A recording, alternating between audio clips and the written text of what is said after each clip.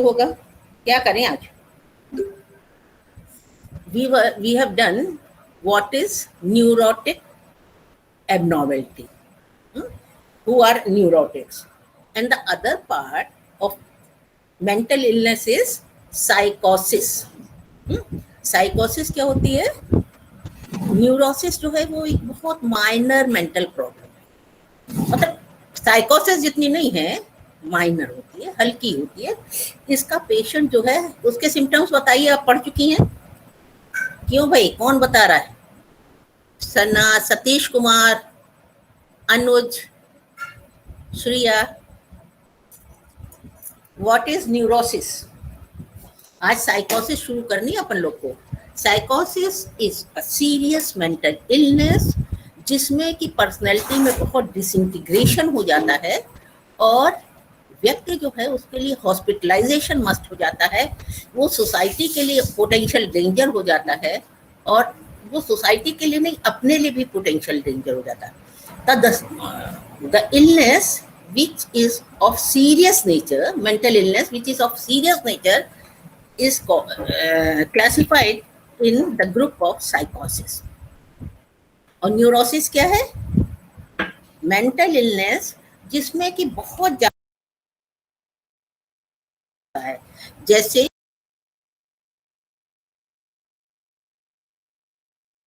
Ma'am, you are muted.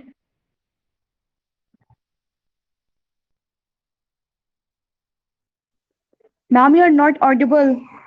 You are muted.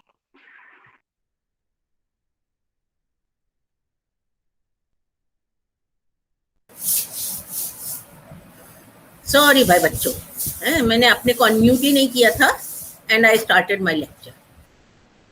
Okay, तो ये बताओ कि वी हैव स्टडीड न्यूरोसिस। तो जैसे फिजिकल एलिमेंट्स जो हैं, शारीरिक व्याधियां जो हैं, उनको हम अनेक भागों में बांटते हैं। जैसे कुछ लंग्स की हैं, कुछ आइज की हैं, कुछ ब्रेन की हैं, कुछ नर्वस सिस्टम की हैं, दांत की है, लिम्स की है, किडनी की है, ऐसे ना क्लासिफिकेशन हो जाता है। ऐसे ही मानसिक रोगों को भी हमने मनोवैज्ञानिकों ने दो भागों में बांटा है। एक क्या है जिसे बोलते हैं न्यूरोसिस। न्यूरोसिस के कुछ एग्जाम्पल्स आप पढ़ चुके हैं ना? जैसे ओसीडी है, तो ओसीडी में कोई मौत थोड़ी रह हो रही है। ओसीडी का पेशेंट कोई अस्पताल में जाकर रुकने ठहरने थोड़ी ना जा रहा है। ओसीडी का patient can very well adjust and improve in his own family, in the society. उसका अपना मतलब रियलिटी से कांटेक्ट होता है। और साइकोटिक पेशेंट्स जो होते हैं उनके लिए अपने को चलाना, अपने रोज के काम काज करना बहुत मुश्किल हो जाता है।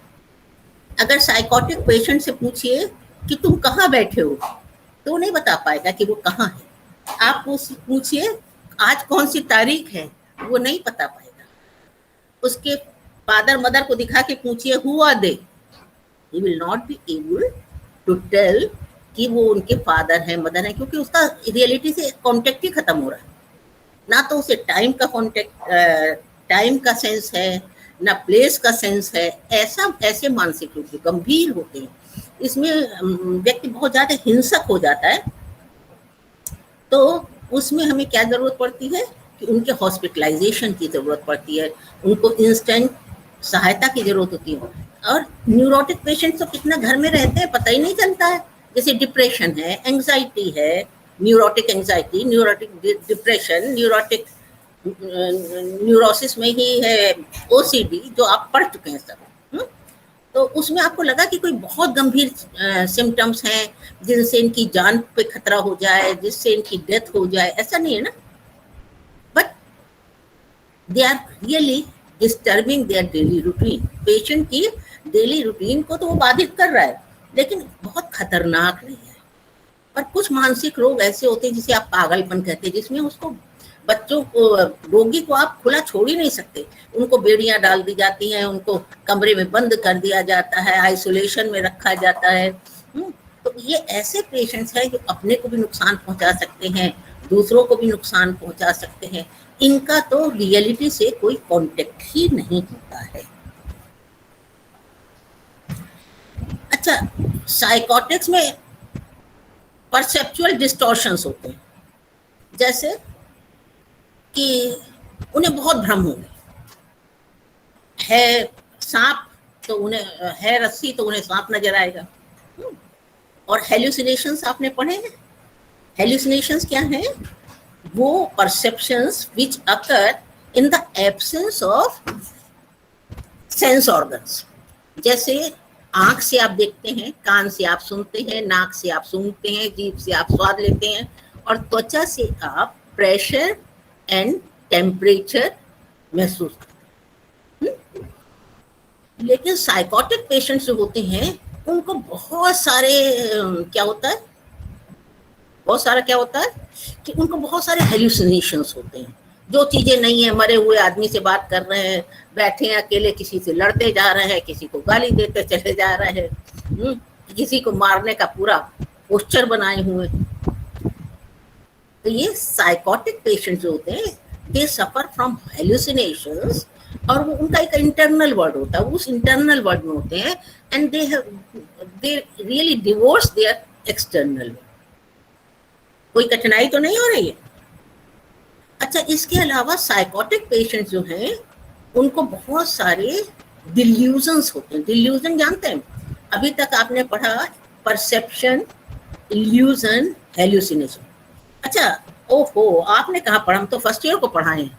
Okay, what is hallucination? आप थर्ड ईयर के स्टूडेंट्स हो, व्हाट इज हेल्यूसिनेशन?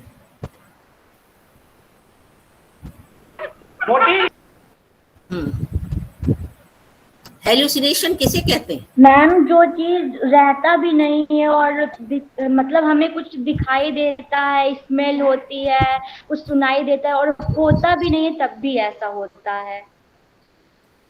बिल्कुल सही बात है। Hallucinations are perceptions in the absence of sensory organs. हमारे आंख, नाक, कान, जीभ और स्किन के सामने कोई उद्दीपन नहीं होता, कोई स्टिमुलस नहीं होता, लेकिन फिर भी हमें चीजें दिखाई देती हैं, हमें चीजें सुनाई देती हैं, हमें किसी का स्पर्श महसूस करते हैं, आग की गर्मी या बर्फ की ठंडक महसूस करते हैं, विभिन्न वस्तुओं का स्वाद महसूस करते हैं, अनेक चीजों का की स्मेल महसूस करते हैं। तो ये जब sensory organs, you get all knowledge of external world through your sense organs only. Can you perceive anything without the use of your sense organs? You cannot. तो सेंस ऑर्गन से ही हमें अपने बाहरी वातावरण की जानकारी होती है, और हमें बाहरी वातावरण की जानकारी सेंस ऑर्गन से होती है। और साइकोटिक्स जो होते हैं, they live in their internal world, है ना, वो अपने इंटरनल वर्ल्ड में रहते हैं, और वो उस वातावरण से अपने को रिएक्ट करते हैं। अब कभी कल्पना में कोई भूत आ गया, प्रेत आ गई, चुड़ैल आ गई, मृत मदर आ गई, किसी ने कुछ खाना बना के दे दिया, उसका स्वाद आ गया, किसी अगरबत्ती धूप बत्ती की स्मेल आ गई, बॉडी पे फील हुआ कि कोई छू रहा है, कोई दबा रहा है, किसी का स्पर्श महसूस हुआ। What is this? These are hallucinations. और हेल्यूसिनेशंस देखिए बहुत लोगों को हो जाते हैं, ये नहीं कि सिर्फ एबनॉर्मल्स को होते हैं, नॉर्मल लोगों को भी हेल्यूसिनेशंस होते हैं। हम लोग के समाज में बहुत सारे ऐसे, हमारी संस्कृति और समाज में कुछ हेल्यूसिनेशंस को एनकरेज करती है, जैसे कि देवी देवता आपके समक्ष खड़े, या देवी आपसे कन्वर्स कर रही है, बातचीत कर रही है, होते ना ऐसे हेल्यूसिनेशंस। और आप कभी रिलीजियस ग्रुप्स में जाइए, इस पे देवी आ गई, उस पे देवी आ गई, ऐसे होता रहता है, बिकॉज कल्चर भी इन्हें प्रमोट करता है। पर ज्यादातर हमारे हेल्यूसिनेशंस जो होते हैं वो रिलीजियस टाइप के होते हैं, उन लोगों के लिए, नॉर्मल के लिए, या कल्चर से ही मोटिवेटेड होते हैं। लेकिन साइकोटिक्स के हेल्यूसिनेशंस तो फनी होते हैं। मैं एक मछली हूं, आसमान में उड़ रहा हूं।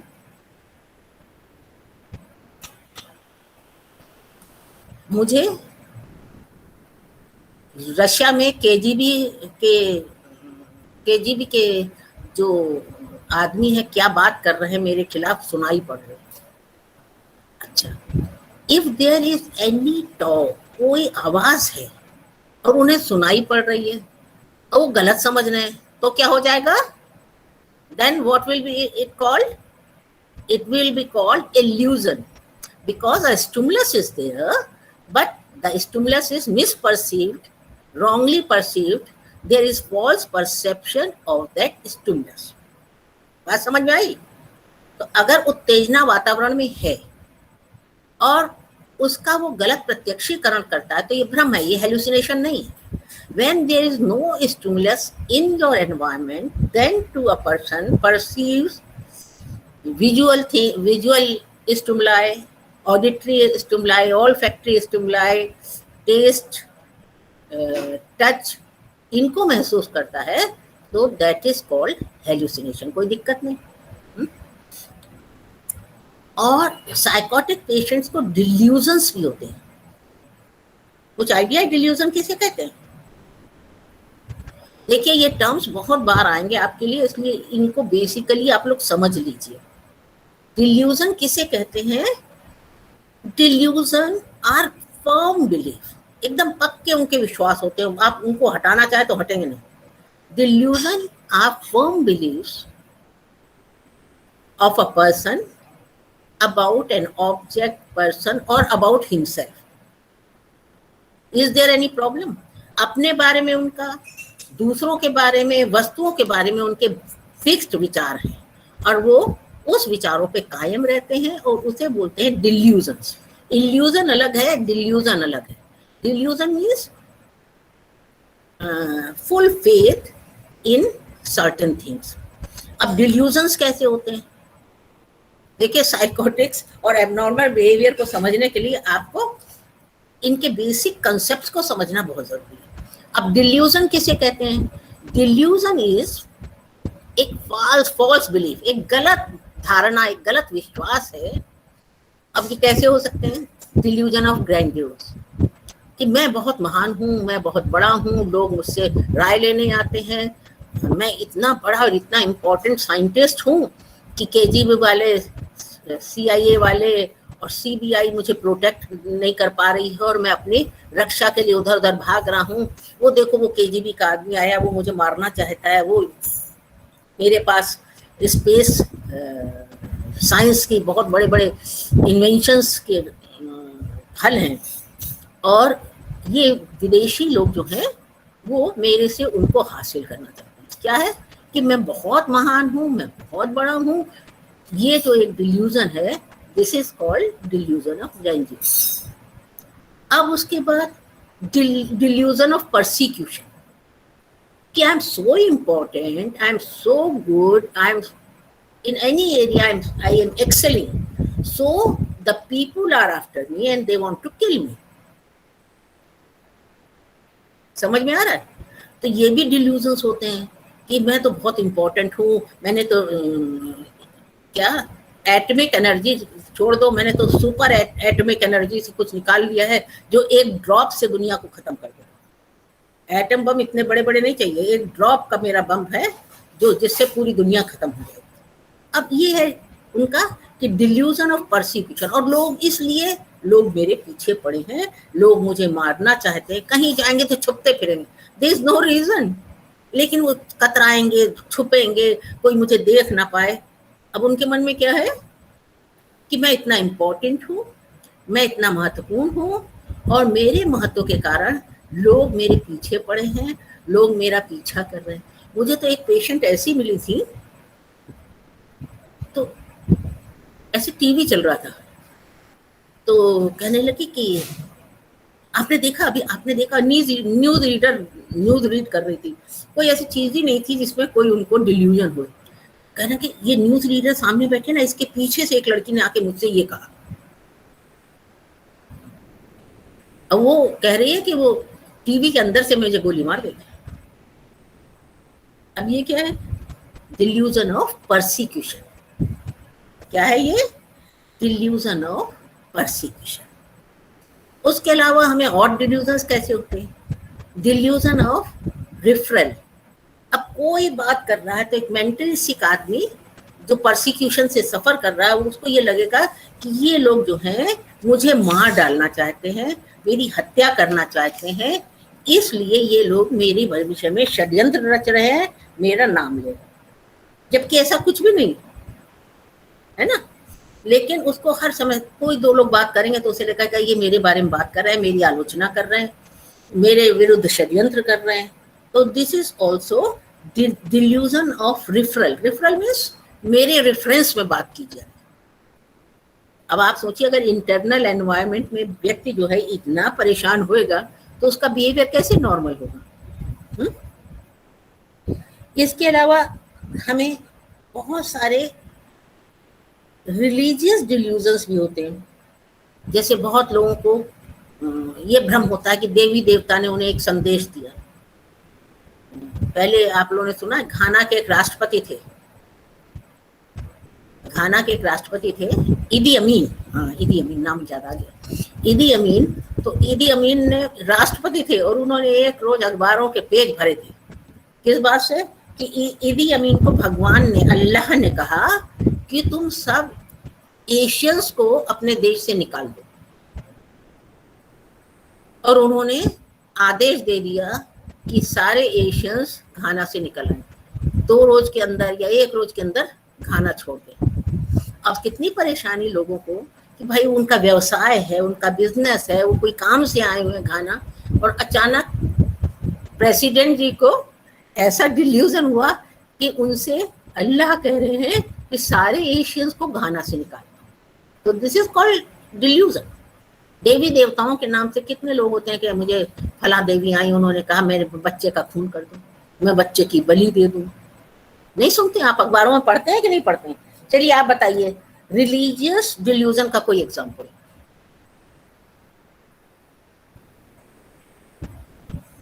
मजा ये है कि सब वीडियो ऑफ है, सबके ऑडियो ऑफ है। कथावाचक कथा पढ़ रहा। हाँ, तो क्या था आशाराम बापू को? क्या था? कौन सा डिल्यूजन था? सही है, डिल्यूजन ऑफ ग्रेंड्योर तो था ही था कि मैं बहुत महान हूं, मैं बहुत ऊंचा हूं, मैं भगवान से मेरे संबंध है सीधे, है ना। और बताइए कोई। वो पत्थर दूध पीने लगा है, वो भगवान जी। पत्थर दूध पीने लगा। पर एक बात मैं बताऊं, ये डिल्यूजन नहीं है, स्ट्रिक्टली डिल्यूजन होगा ये। पत्थर दूध पीने लगा, वो लोग ऐसे करते थे ना कि वो दूध नीचे से गिर रहा, तो उन्हें ऐसा लगता था कि भगवान जी दूध पी रहे। चलिए और बताइए।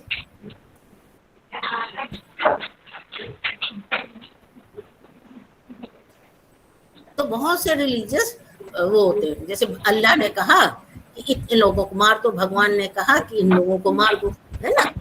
तो या मैं बैठा था तो फिर श्री कृष्ण ने आके कान में मुझसे कहा कि अस्त्र उठा लो, है ना। तो इस तरह के जो फर्म फेथ है, दे आर कॉल्ड डिल्यूजन। इसके अलावा डिल्यूजन है जब बहुत से लोगों को विश्वास होता है कि मैं नहीं हूँ, they really doubt there existence. वो सोचते हैं उनके अंदर कोई और व्यक्ति घुस गया है and he is controlling their personality. तो मैंने अमिल माइक ऑफ करो, बहुत शोर हो रहा।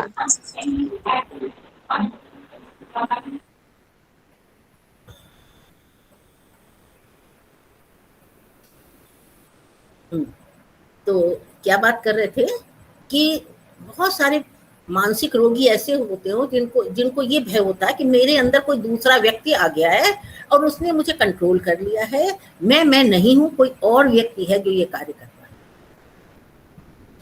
तो मेरे ख्याल से ये एक तरीका है जिससे शायद वो अपनी गिल्ट से, अपनी इनकॉम्पिटेंसी से बच जाते होंगे कि भाई हमने कुछ अपराध किया तो उसका दायित्व तो मेरा नहीं है, उस आदमी का है जो मेरे व्यक्तित्व के अंदर आके बैठ गया और मेरी पर्सनैलिटी को कंट्रोल करता है आई बात समझ में? तो बहुत से लोगों को ये फील होता है कि वो नहीं है, उनके अंदर कोई और आदमी है, और उनका को ये एहसास ही नहीं होता कि वो फंक्शनिंग बॉडी है। They think all the functions are being performed by someone else who has captured their personality and has taken all the charges of their affair. तो कोई कठिनाई तो नहीं लग रही है? Ma'am, I have a question. Yeah, sure. I ma'am will welcome ma'am it.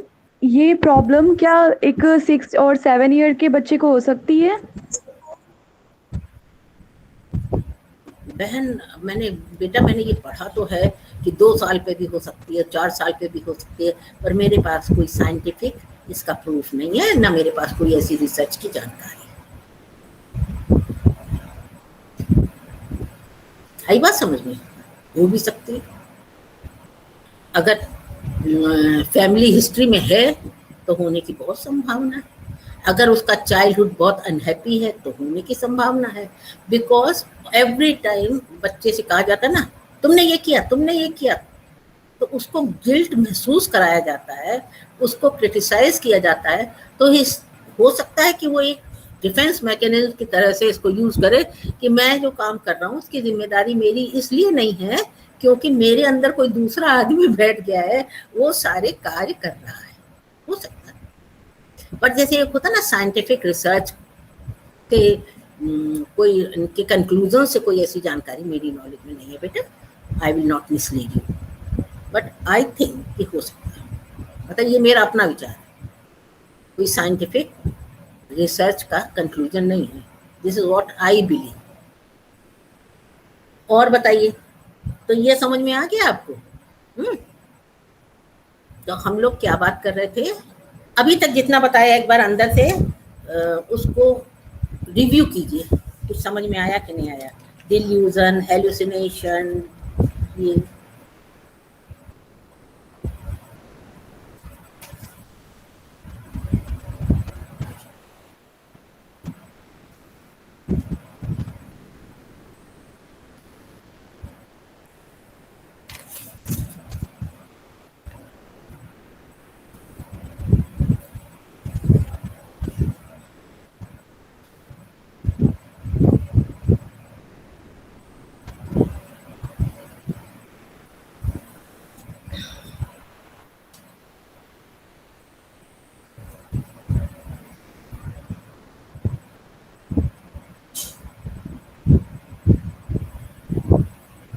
समझ में आ रहा है?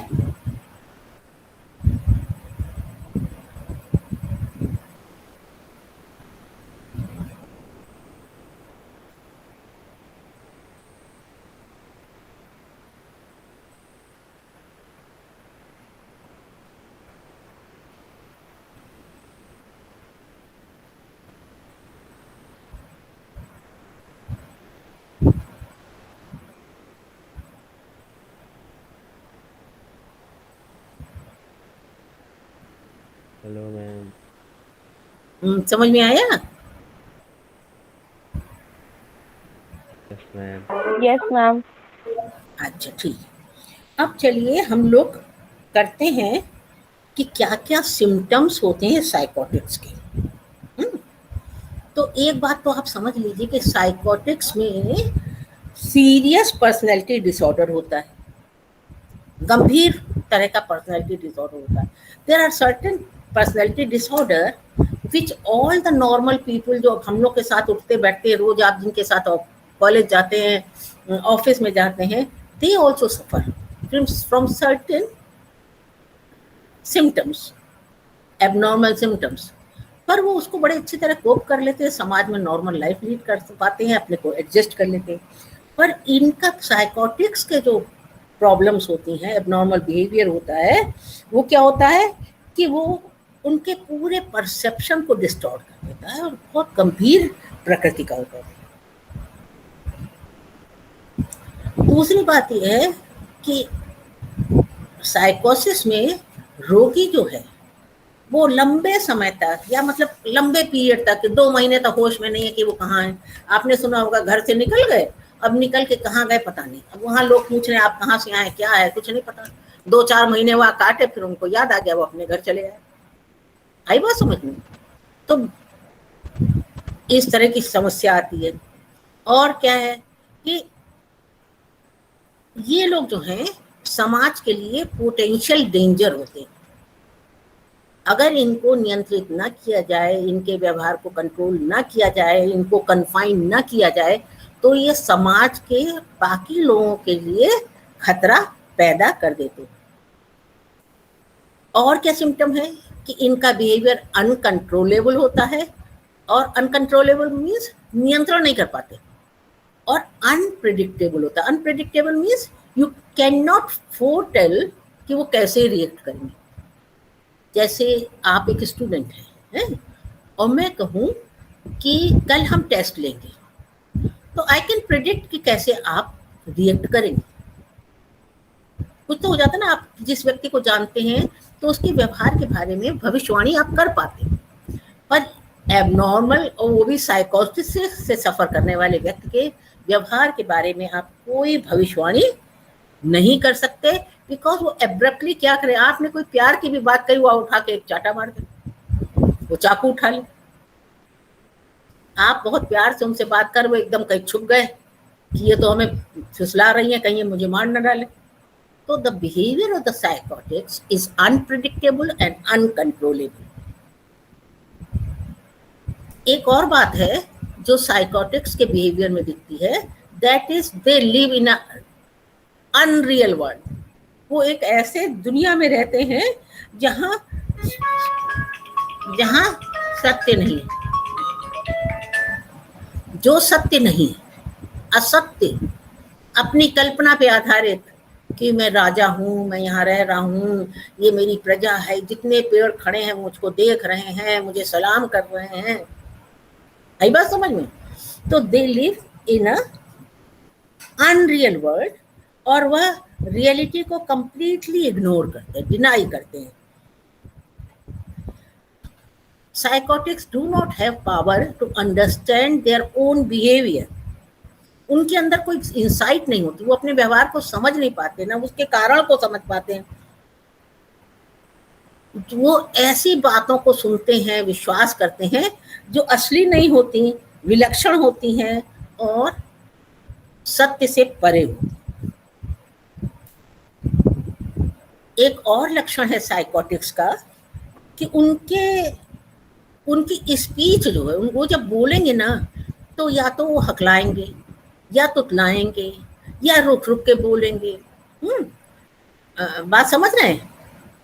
ऐसा लगेगा कि जैसे कहाँ से कुएं से निकाल के शब्द आ रहे हैं उनके मुंह में। या दे विल स्टार्ट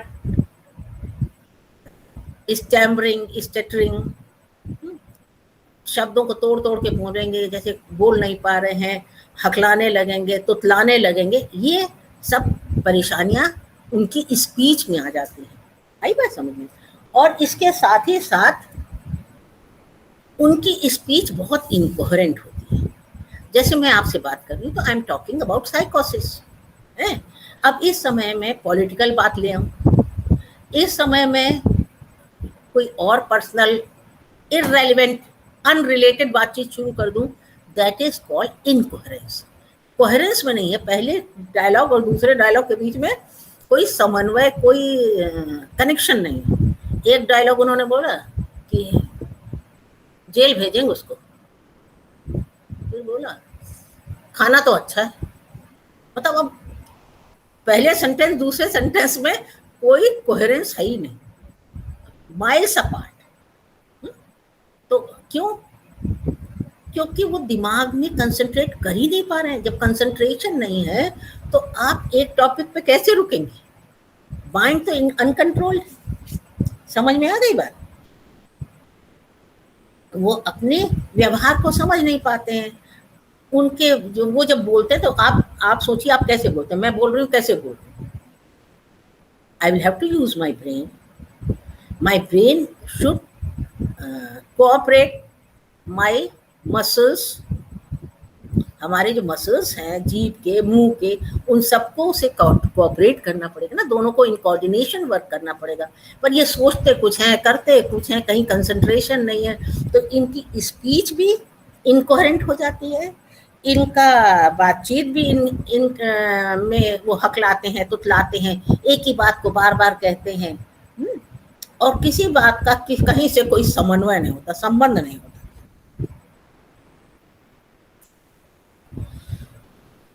इनका जो साइकोटिक पेशेंट्स है, उनका एक और लक्षण है कि इनका व्यवहार सदा अनुपयुक्त होता है, समाज के अनुरूप, परिस्थिति के अनुरूप जैसा आचरण और व्यवहार चाहिए, इनका आचरण और व्यवहार वैसा नहीं होता।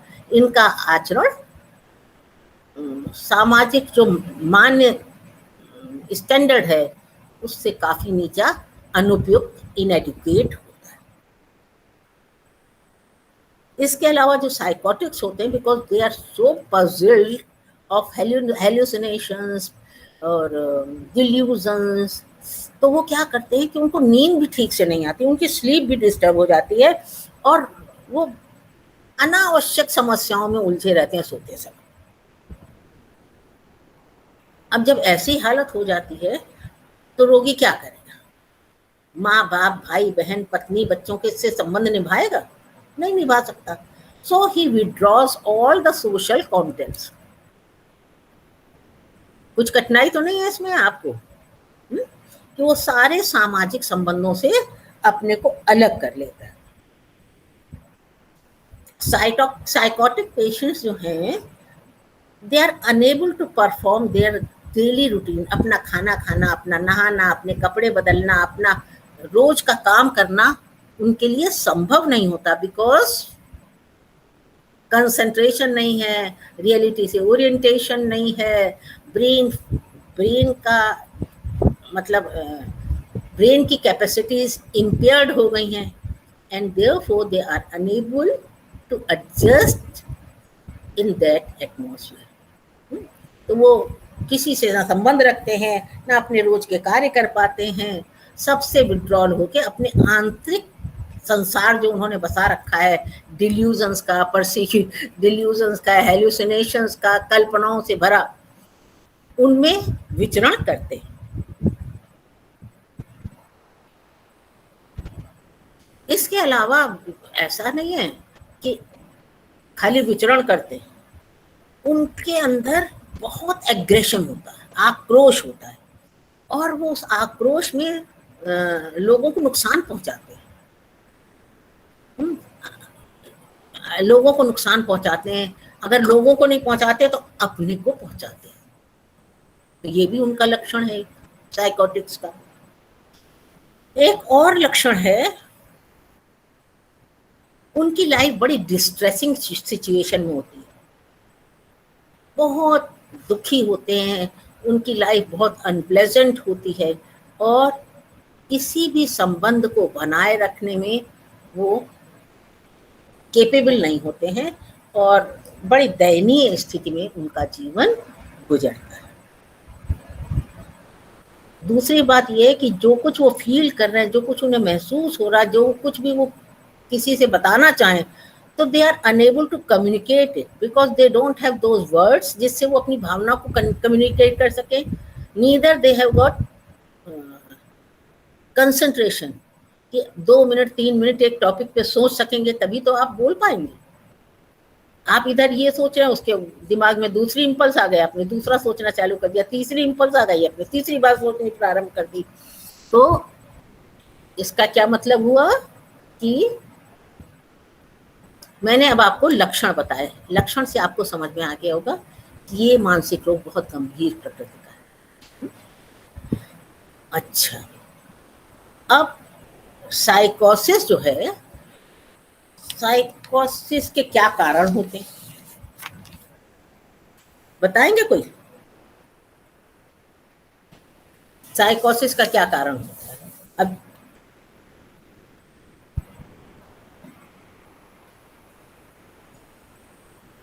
देखिए, साइकोसिस के बहुत सारे कारण हो सकते हैं। कुछ मतलब कुछ ब्रेन में जब बहुत चोट वोट लग जाती है, तो भी साइकोटिक रिएक्शंस आ जाते हैं। जब आपको नशे की दवाएं दी जाती हैं, कुछ इस तरह की दवाएं दी जाती हैं, तो उनसे भी साइकोटिक रिएक्शंस हो जाते हैं। डिल्यूजन, हेलुसिनेशन से भी साइकोटिक रिएक्शंस हो जाते हैं। और एक कारण है, कुछ लेडीज में होता है कि जब उनको प्रेगनेंसी होती है और डिलीवरी के बाद दे डेवलप साइकोटिक सिम्टम्स। ये बात मालूम है आपको कि जैसे ही डिलीवरी होगी, डिलीवरी के बाद इसे बोलते हैं postpartum साइकोसिस। Postpartum साइकोसिस, just after delivery many women start having psychotic symptoms. मैंने पता नहीं आप लोग को बताया था कि नहीं बताया था, एक मेरी काउंसलिंग पेशेंट थी, तो मैं हैलेट अस्पताल के ओपीडी में काउंसलिंग कर रही थी।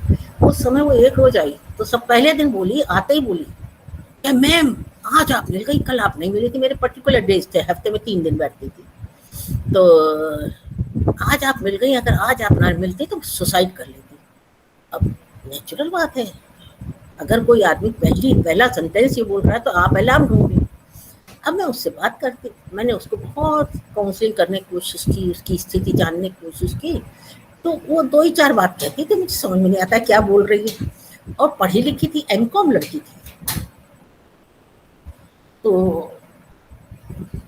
अब वो बातें क्या होती थी कि मैम मेरे हस्बैंड की नहीं, मेरी एक रिश्ते की ननद है, उनका भाई मर गया, उन्होंने मेरे हस्बैंड को भाई बना लिया, और मेरे मामा छोटे थे, मेरी माँ बड़ी थी, तो मेरे मामा की बड़ी यंग एज में डेथ हो गई, तो इसने फिर इनको, मेरे हस्बैंड को भाई बना लिया, मेरे हस्बैंड की तो डेथ नहीं हो जाएगी। अच्छा, अब इसका क्या जवाब दे, सवाल करें, इसकी क्या काउंसलिंग करें, बड़ी इस प्रॉब्लम तो होती है। खैर हम लोग धीरज से पूछते रहते हैं, बताते कुछ नहीं, पूछते रहे, और हर बार जब आए तो नई एक इसी टाइप की प्रॉब्लम्स होती थी, जिनका सिर्फ कुछ नहीं समझ में आता था कि इसकी है क्या प्रॉब्लम। कभी लगे ये ऑब्सेशन से सफर कर रही, कभी लगे कुछ, हर बार चीज ही बदल जाती थी। एक बार वो आई तो मुझसे कम से कम 5-7 सेशंस में उसके ले चुकी थी काउंसलिंग के। सोचो, एक छोटे से छोटा सेशन होता तो 20-25 मिनट का लग जाता, और 5-7 सेशंस के बाद भी मैं सिर्फ कुछ नहीं समझ पा रही थी कि है क्या। हर बारी कुछ ऐसी प्रॉब्लम होती थी जिसका पुरानी प्रॉब्लम से कोई ऐसा संबंध नहीं होता था, ढूंढ लेते थे, इस्टेब्लिश करते थे। है तो उसने अब मुझे बताया, नहीं मैम मैं क्या बताऊँ आपको, मैंने बताया नहीं, मैंने किसी को नहीं बताया लाइफ में, अपने मेरी मदर को नहीं मालूम, मेरे हस्बैंड को नहीं मालूम, मैंने किसी को नहीं बताया। क्या हो गया, कहने लगी जब मेरी लड़की हुई थी तो जब वो 13 दिन की थी तो मैंने उसे मारने की कोशिश की थी, मैंने उसकी नाक पे तकिया रख दिया था,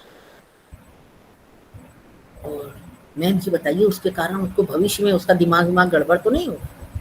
और फिर एक बार हमें अपनी लड़की से, वो लड़की थी 10-11 साल की उस समय जब हमसे मिले, 9 साल 8 साल की होगी, मैं कह नहीं सकते, ज़्यादा कुछ याद नहीं। तो कहने लगी कि ये मेरी लड़की है, इसको कुछ होएगा तो नहीं। अब कहने कि मैम बस यही गिल्ट मेरे मन में बहुत है कि मैंने लड़की को मारने की कोशिश की थी, कहीं लड़की के कोई पर्सनैलिटी में प्रॉब्लम आई, डेवलपमेंट में प्रॉब्लम आई तो मैं अपने को माफ नहीं कर पाऊंगी। And this was the guilt जो जिसके बाहर इतने ताने बाने बिने जा रहे थे। देन आई टोल्ड हर, जो भी उसका नाम था वो लेके, कि ऐसा होता है कि बहुत सारे लोगों को पोस्ट डिलीवरी पीरियड में साइकोटिक सिम्टम्स होते हैं, और आप उस समय बहुत डिप्रेस थी, आप नॉर्मल नहीं थी, तो you are not to be blamed for this offence. और दूसरी बात यह है कि अगर आप सचमुच अपनी बेटी को मारना चाहती तो 13 दिन के बच्चे को तो 2 साल का लड़का मार सकता है, कुछ करना ही नहीं। 13 दिन के बेटा, यू नेवर वांटेड इट, विचार आपके मन में आया, अगर आपने सचमुच चाहा होता तो क्या लड़की आज जिंदा होती?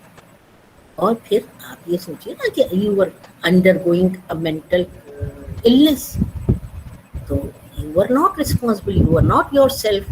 उस समय तो आपके ऊपर वो रोग हावी था, इसलिए आपने ये किया। अरे भाई, दो रोए बात, she was full of praises, madam आज तो मैं ठीक से सोई और मुझे तो बहुत अच्छा लगा, आपने मेरी सारी चिंता खत्म कर दी। मैं तो यही सोचती थी मैंने गलती की, मैंने कहा तुमने कोई गलती नहीं की, ये बहुत होता है। फिर मैंने उसको बताया था कि तुम चाहो तो गूगल से सर्च करके देख लो पोस्टमार्टम साइकोसिस, उसमें ऐसा होता है, तो you are not to be blamed. तो कहने का मतलब ही मुझे सचमुच ये मिला ऐसा केस। और फैमिली कॉजेज होते हैं, पर्सनैलिटी कॉजेज होते हैं, एनवायरनमेंट में अचानक बड़े बड़े सदमे लग जाना, कोई बहुत ट्रॉमेटिक शॉक लग जाना, ब्रेन का सही ढंग से फंक्शन ना करना, ये सब साइकोसिस के कारण है। कोई कठिनाई तो नहीं। अब देखिए, लिखना तो आपको स्वयं ही पड़ेगा। अब प्रश्न उठता है, साइकोसिस कितने प्रकार की होती है? साइकोसिस जो है वो 2 तरह की होती है। एक को बोलते हैं ऑर्गेनिक साइकोसिस, और दूसरे को क्या बोलते हैं? फंक्शनल साइकोसिस। इसका अंतर आप अभी नहीं समझे होंगे, मैं बताती हूँ। देखिए, कई बार तो रोग जो होते हैं वो किसी शरीर के अंग के सही ढंग से फंक्शन न करने के कारण होते हैं, और कई बार मानसिक रोग अंग दोष नहीं है, मस्तिष्क में कोई दोष नहीं है, फिर भी उसकी क्रियाओं में दोष है, फंक्शनल प्रॉब्लम। तो साइकोसिस 2 तरह की हो सकती है। एक है ऑर्गेनिक डिसऑर्डर। ऑर्गेनिक डिसऑर्डर में ब्रेन में डिसऑर्डर, ब्रेन में चोट लगना, ब्रेन का सही ढंग से फंक्शन ना करना, ब्रेन में जो केमिकल्स होते हैं उनका अनबैलेंस हो जाना, ट्यूमर ब्रेन में हो जाना, ये सब क्या कारण है?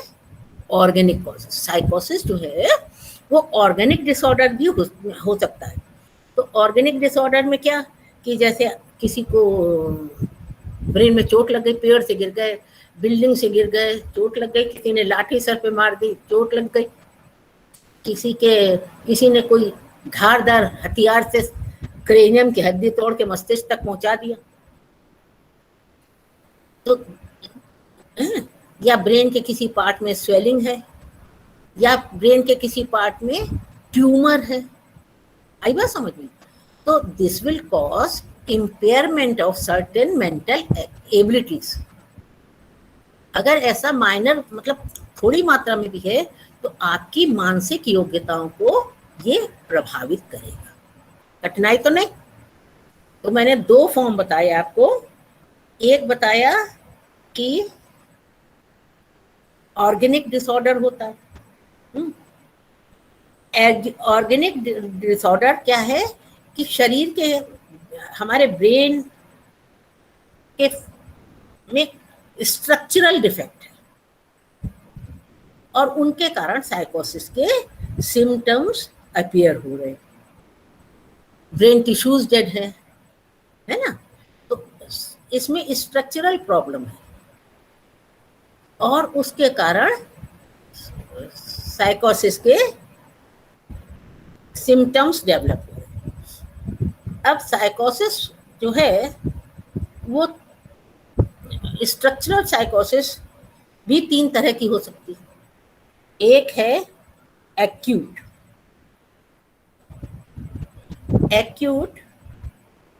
दूसरी है इंटरमीडिएट और तीसरी है क्रॉनिक। कितने पार्ट्स हैं? साइकोसिस इज ऑफ 3 टाइप्स। ऑर्गेनिक साइकोसिस is of 3 types: acute, intermediate and chronic. Acute साइकोसिस जो है वो टेम्परेरी होती है, बाकी दो से बहुत हल्की होती है, टेम्परेरी होती है, थोड़े समय में ठीक हो जाती है। क्रॉनिक जो है तो ये बहुत सीवियर होती है, इसके ठीक होना बहुत मुश्किल होता है, और इसमें नर्वस सिस्टम जो है परमानेंटली डैमेज हो जाता है।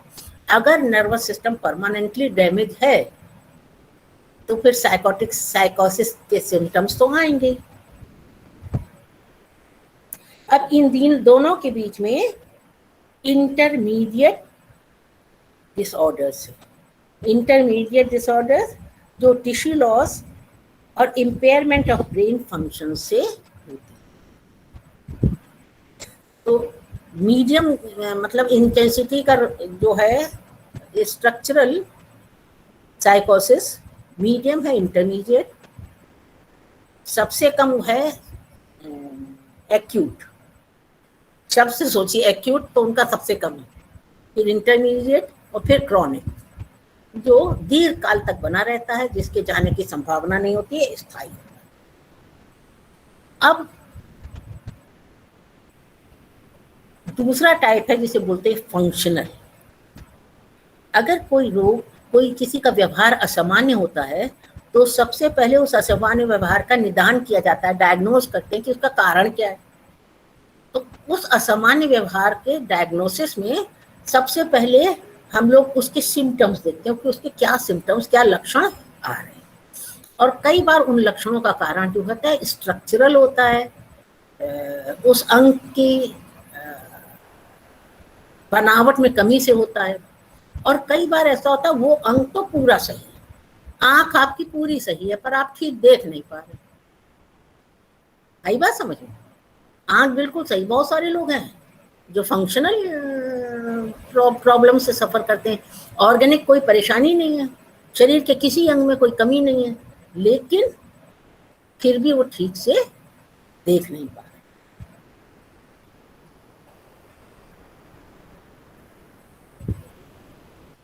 तो इनके रोग का कारण स्ट्रक्चरल नहीं है, ऑर्गेनिक नहीं है। इनके रोग का कारण क्या है कि वो फंक्शंस सही नहीं हो रहे। अब जैसे ओसीडी है, तो ओसीडी में ब्रेन में कुछ निकलेगा क्या? ओसीडी में आपके ब्रेन के टिश्यूज में कुछ निकलेगा? कोई स्ट्रक्चरल प्रॉब्लम निकलेगी? नहीं निकलेगी ना। तो ये फंक्शनल है। तो जो फंक्शनल साइकोसिस होती है ये ऑब्जर्वेबल डिफेक्ट्स हैं जो ब्रेन में नहीं दिखते, हमको व्यक्ति के प्राणी के व्यवहार में दिखते हैं और ब्रेन में नहीं दिखते। ऐसे लोगों के ब्रेन की संरचना में, उसके स्ट्रक्चर में कोई प्रॉब्लम नहीं होती, पर मेल फंक्शनिंग होती है जिसके कारण साइकोसिस के लक्षण दिखाई पड़ते। कोई कठिनाई? अच्छा, अब और सबसे पहले हम लोग ऑर्गेनिक कर लें। अभी और टाइम है? कहीं जाना वाना तो नहीं है तुम लोग को?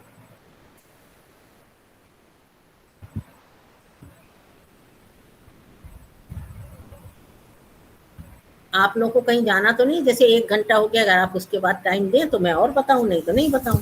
ये कहें सब म्यूट हैं क्या? कहीं नहीं जाना है।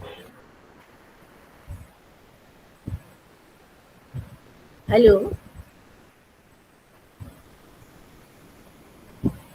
Yes ma'am. हाँ, मैं यही तो कहती हूँ कि तुम लोग प्लीज वीडियो ऑन करो। तो एक तो मुझे पढ़ाने में आसान होता है, तुम समझे कि नहीं समझे, कौन है कौन नहीं मुझे पता ही नहीं चलता। सब अपना लगा लगा के चल दो कहीं, और हम बेकारी अपनी शक्ति क्षय करें। चलिए, मुझे नहीं लगता कि आप लोग पढ़ने के मूड में हैं। Okay bye. ये आज का कार्य खत्म। ठीक है। ठीक है, और प्लीज